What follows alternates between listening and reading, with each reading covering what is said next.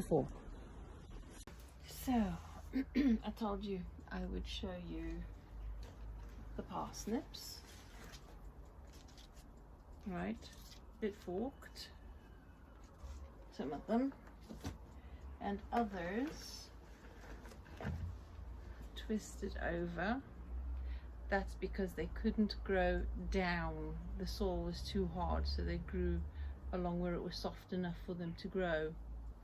And I have a couple more like that. The carrots were pretty much the same, but these are a small, short variety anyway, short fat one. They were supposed to be smaller than that, but I've left them in a bit longer and they've grown much longer, but they've also forked for the very same reason. So I think our beds aren't ready for no dig just yet, where we've had the root veggies, because the ground is pretty heavy. So we need to get a lot more organic matter in. And thankfully, because we've got the trees in the back and the front, we can do quite a lot of shredding at the end of the season when we've emptied the beds out, put it in underneath, and then cover the top with the half rotted compost, cover it up for the winter. One or two of the beds I'm going to be putting in some field beans to overwinter. So you know, we can deal with the soil. So I think the raised beds aren't quite ready for no dig just yet. The rest of the garden all over is no dig anyway, but I think because we put in, as I mentioned earlier, because we put in the pigeon bedding and stuff, the pigeon and the rabbit bedding, which the person who gave it to us, when we emptied the bags, we thought, I'd hate to see how he keeps those animals, because it was very claggy, soggy, nasty stuff. And there was actually other bits of rubbish in there that shouldn't have been there, like nitrile gloves and bits of plastic. And so we thought, yeah, we just wouldn't accept gifted stuff like that again unless we knew exactly where it's come from and how the animals live. Beetroot, pretty respectable, not too bad. Just about to start going woody, so get them out. The others are ready to go in. I don't think they'll grow very well before the winter sets in. Excuse me. So that's that for the garden. We've been transplanting seedlings. My lettuces are starting to go over, and I haven't got any to replace them, but they're a quick enough salad veg to put in and grow under cover. We are, like I showed you, finally getting some fruit on the squashes back there, but who knows, we're already into autumn, I think, because the nights are drawing in. The nights are longer and colder. You feel the difference just within 2 hours of the sun going down, when the sun shines. Today's one of those days. It's lovely, actually.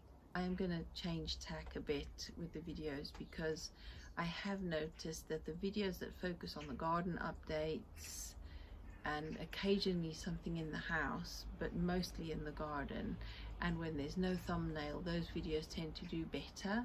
So I'm going to be focusing on the garden and what I do with the harvests from the garden.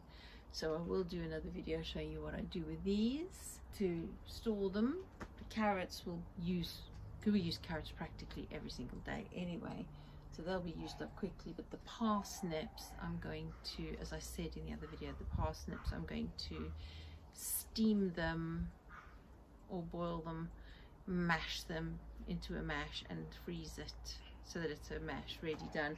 A couple of them, because we've still got loads in the bed, so those I will save for Christmas dinner for roasts. If I want to roast, I'll get it out fresh, but these will be mashed and stored as mash, because I'm not so keen on blanching stuff. I never really have much success when I blanch stuff.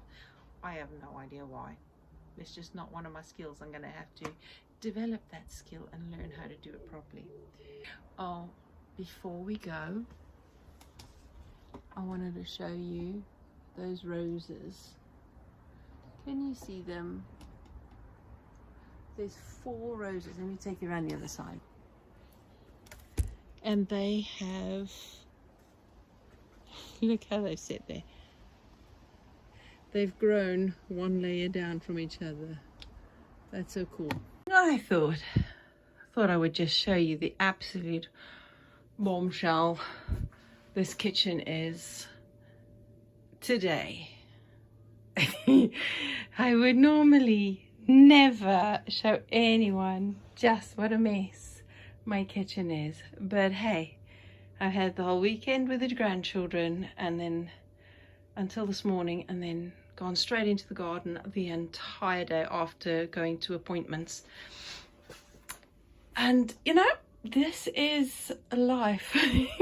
So now at this time of day when I'm supposed to be dishing up supper, really, I haven't even cooked yet, and I can't cook until I've cleaned this. Oh my days, what a mess. Choices: garden, kitchen, garden, kitchen. Of course I'm going to choose the garden during the day when the sun is shining and there's clear weather out. Of course I'm going to be doing the garden. But now I've got to do the kitchen. I took this out the cupboard. I have had this for about 15 years. I never really use it, and my poor house plants were gagging the other day, and I said, oh, I've got that in the cupboard. I wonder if it'll feed them or kill them. I can't tell. I think it's fed them. They're still alive. They're certainly not dead, so I'll use this up, but I haven't bought plant food, manufactured plant food, for a long time, but I'll use it up and then I'll carry on with my homemade garden food. Oh, right, time to clean the kitchen and get supper. That wasn't so great. The amount of core to the soft flesh on the outside is just not that great, and it's very, very woody. But the flesh is beautifully white, so I just take the cores out. I'll keep it for stock, and I'll chop that up. All I can say now is, as I'm trying to do simpler videos, less complicated, less editing, it's going to be raw. I'll do the most basic of clipping bits together and cutting out any coughing, sneezing or bits like that, but I'll try to do it as quick as I can. Actually I would like to do shorter little videos without intros, without outros, just in the moment videos for you as I'm doing stuff, and little catch-up ones like this every now and again to say thank you for all your support, thank you for watching the videos, thank you for liking, and for those who subscribe, because we've had new subscribers as well. But it's actually, even though the numbers, once you get 1,000 subscribers, the numbers of subscribers doesn't matter. What's more important is the watch hours and the interaction between from the viewers. So any interactions you have, if you like, if you make comments, if you interact with each other, and if you watch more of the videos for longer, that actually helps the channel a great deal more than subscribers. So we still need you to subscribe. It still will help, but what's more important is the watch hours and the interactions. So I always welcome comments and suggestions and anything you could share that might help me or any of the other viewers. If you have questions that even if I can't answer, maybe other viewers can answer. So I would love to hear from you. I have had requests from viewers on things they'd like to see in the channel, and I'm working on those. I just want to say thank you. I want to say how much I appreciate the support you all give me now. There's so much background noise. We live in the suburbs, and when the weather's good, you're gonna have the background noise of neighbours, whatever they're doing, playing, working in the garden, working in the workshops. And again, in the front garden, the biggest noise we have in the front is the traffic, because that's a main road, very main road. And then from the house we have the toilet downpipe when somebody flushes. Okay, there you go, folks. Thanks for watching. Don't forget to like, subscribe and share.